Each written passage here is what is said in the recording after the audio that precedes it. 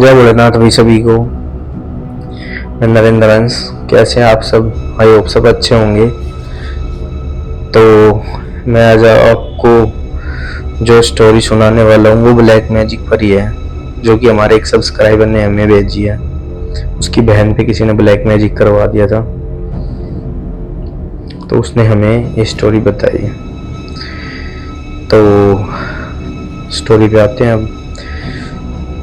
Story में एक family होती है हिमाचल की, जो कि यूपी में अपना मकान बना लेती है। उस फैमिली में 4 लोग होते हैं। एक लड़की होती है सविता, एक उसका भाई होता है जिसने हमें स्टोरी भेजी है, और उसके मम्मी पापा होते हैं। तो जब यहाँ पे वो शिफ्ट हुए होते हैं, तो सविता जो होती है उसने 9th क्लास पास आउट की थी, तो यहाँ पे उसका स्कूल में एडमिशन हो जाता है 10th क्लास में। तो बच्ची जैसे स्कूल जाती है पहले दिन, तो छुट्टी के टाइम पे वो देखती है कि उसके एक क्लास की एक लड़की उसकी गली के कॉर्नर पे रहती है। तो अगले दिन जब वो स्कूल जाती है, तो उस लड़की से बोलती है कि दीदी, मैं भी आपकी गली से ही आती हूँ, अगर आपको कोई परेशानी नहीं हो तो मैं आपके साथ आ जाऊँ। तो वो जिस लड़की से वो ये सब बोलती है, उस लड़की का नाम होता है रीना। तो रीना उसको बोलती है कोई दिक्कत नहीं है मुझे, मैं भी तो अकेली जाती हूँ, दोनों साथ आ जाएंगे कल से। तो ऐसे करके दोनों फ्रेंड बन जाती हैं आपस में, अच्छी फ्रेंड बन जाती हैं। एक दूसरे के घर आने जाने लगती है स्टडी करने के लिए, वैसे भी आने जाने लगती हैं। तो 1 साल बीत जाता है, उसमें उनके रिलेशन इतने अच्छे हो जाते हैं कि उसकी मम्मी वगैरह भी एक दूसरे के घर आने जाने लगती है। किसी सेलिब्रेशन हो, छोटा मोटा बर्थडे वगैरह, ऐसे जो छोटे मोटे मतलब फंक्शन होते हैं उनमें आना जाना हो जाता है उनका। तो ऐसे करके 1 साल बीत जाता है पूरा।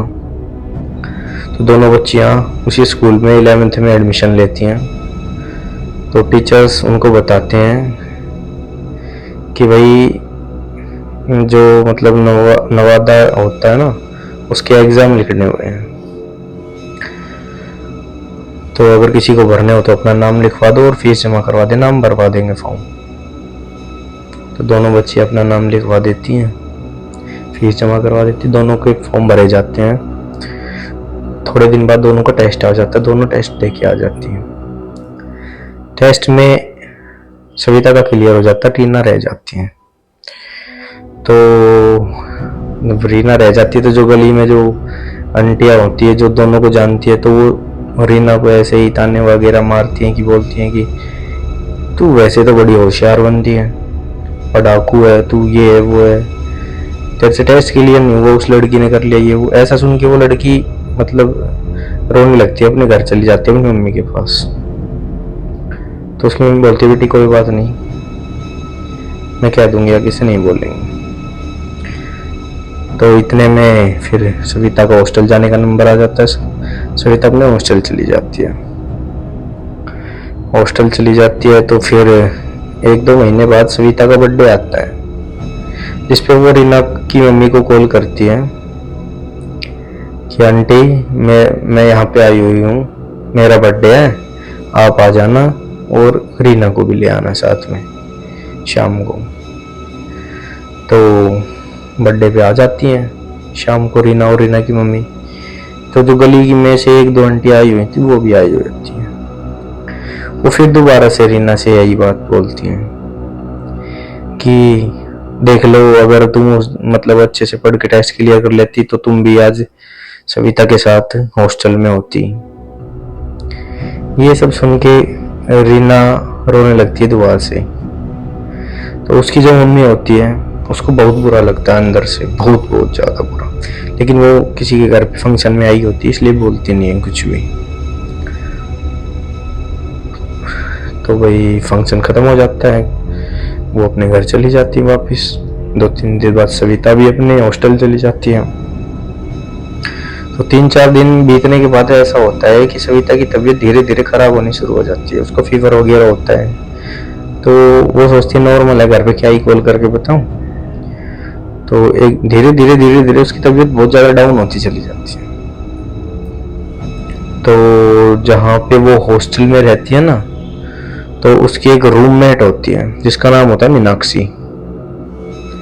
तो मीनाक्षी उसके घर पे कॉल करती है, कॉल उठाती है सविता की मम्मी कि आंटी ऐसे ऐसे इसकी तबीयत ना बहुत ज़्यादा ख़राब हो रही है। स्टार्टिंग में इसको फीवर हुआ था, उसके बाद इसकी तबीयत ख़राब होते होते इतनी ख़राब हो गई है कि अब ना तो ये किसी से बात कर रही है, ना कुछ खा पी रही है, या तो कुछ खाती ही नहीं है, और तो खाती है तो खाती ही रहती है, फिर सुनती मतलब कुछ मतलब होश नहीं है इसको। आप यहाँ से ले जाओ इसको, यहाँ से डॉक्टर वगैरह को दिखाओ। हमने यहाँ से मेडिसिन दिलाई थी लेकिन इसको कोई फ़र्क नहीं पड़ रहा उससे। तो उसकी मम्मी उसके पापा को बताती है, सविता के पापा को, कि बच्ची के साथ ऐसे ऐसे दिक्कत हो रही है, आप उसको जाके ले आओ।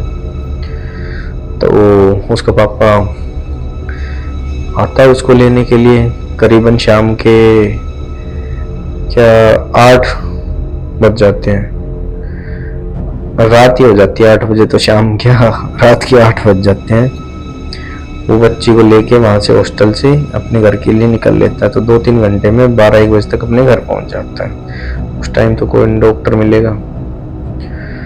तो वो कहता है कि सुबह इसको दिखा लेंगे अपने घर पे जाके, मतलब उसकी मम्मी को, कि सुबह इसको डॉक्टर के लेके चलेंगे।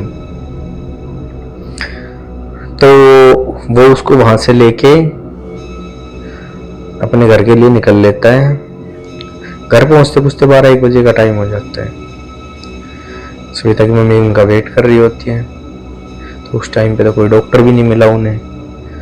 तो घर पे जाके तो सविता की मम्मी उसके मतलब उनको खाना देती है।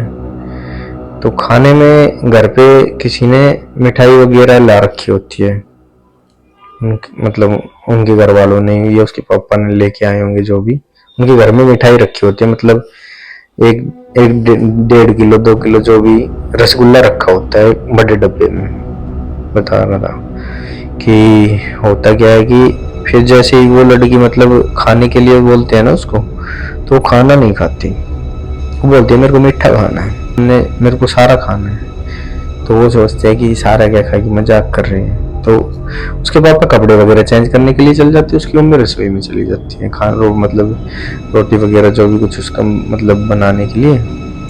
तो वो जैसे 15 मिनट 20 मिनट बाद आके देखते हैं, तो वो देखते हैं कि लड़की ने सारे रसगुल्ले खा लिए। बड़े डब्बे में जितने भी थे 1 किलो 1.5 किलो जो भी थे सब खा गई वो अकेले ही। तो उनको लगता है यार ये क्या हो गया। तो वो फिर क्या करते हैं, सुबह उसको डॉक्टर के पास लेके जाते हैं लड़की को। उसके टेस्ट वगैरह होते हैं, टेस्ट वगैरह सब नॉर्मल आते हैं, उसमें कुछ आता ही नहीं है।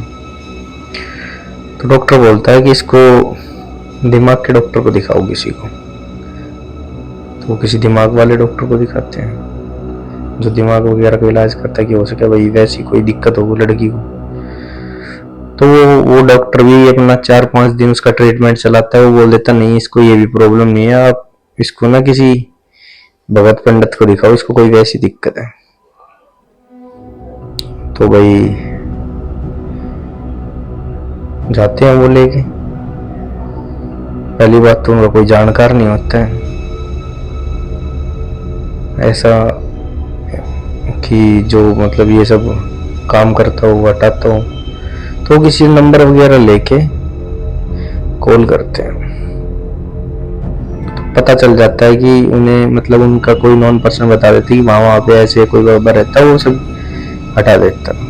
ठीक है, वो कहते हैं ठीक है भाई सुबह लेके चलेंगे इसको। सब सविता की जो मम्मी होती है वो सविता के रूम में ही सोती है कि भाई बच्चे की थोड़ी तबीयत खराब है, कि कभी रात में कोई परेशानी हो तो मैं देख लूँ। ऐसे ही उसकी मम्मी सोती नहीं, उसके पास बैठी रहती है। तो सुबह हो जाती है, तो सुबह उसको मतलब वहाँ लेके जाना था उस बाबा के पास। तो उसको बोलते हैं बेटा आप है ना ऐसा करो कपड़े वगैरह चेंज कर लो। ऐसे कि हाथ वाथ से थोड़ा बहुत ब्लड निकला वो कपड़ों पे लग जाता है। तो उसकी मम्मी वहीं पे ऐसे ही खड़ी हो जाती है बाहर वॉशरूम के कि आप कर लो कपड़े चेंज। तो उसकी मम्मी को एकदम से अंदर से तेज आवाज आती है। तो उसकी मम्मी जैसे ही गेट खोल के देखती है कि लड़की शीशे में सर मार रही होती है। 2 बार मारती है वो शीशे में सर। पहली बार आवाज आती है तो उसके बाद 1 बार और मारती है। तो उसको हल्की सी खराशे वगैरह आ जाती है शीशे की वजह से। तो उसको घर पे ही पट्टी वगैरह करके सीधा उस बाबा के पास ले जाते हैं उसको।